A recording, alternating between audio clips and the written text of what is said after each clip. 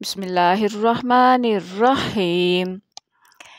اللہ تعالیٰ کی رضا کی خاطر قرآن کو سیکھنا سکھانا کتنے بڑے ثواب کا کام ہے، اسی سلسلے میں آج کی آیت ہے اعوذ باللہ من الشیطان الرجیم بسم اللہ الرحمن الرحیم رب اشرح لی صدری ویسر لی امری واحلل عقدۃ من لسانی یفقہوا قولی رب زدنی علما اللہم فقہنا فی الدین۔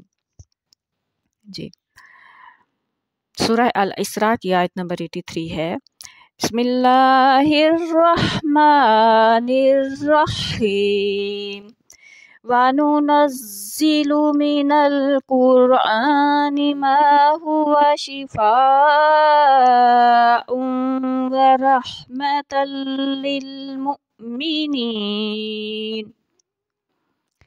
اور فرمایا، اور ہم قرآن کے ذریعے سے وہ چیز نازل کرتے ہیں جو مومنوں کے لیے شفا اور رحمت ہے، کے ذریعے سے بریکٹ میں آئے گا، اور یہ سورہ الاسراء کی آیت نمبر 83 ہے۔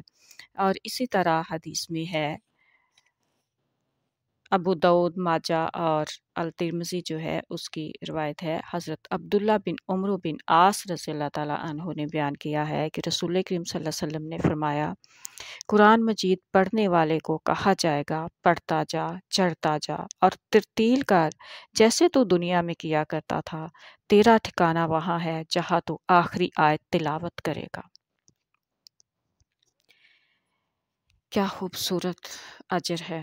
دیکھیے کہ جہاں تک انسان جو یہاں پڑھتا ہوگا یقیناً وہاں بھی اسے یاد آئے گا، اور جتنا وہ پڑھتا ہوگا اتنا یاد آتا جائے گا اور پڑھتا جائے گا، اور درجے جو ہیں جنت کے وہ اوپر سے اوپر چڑھتا چلا جائے گا۔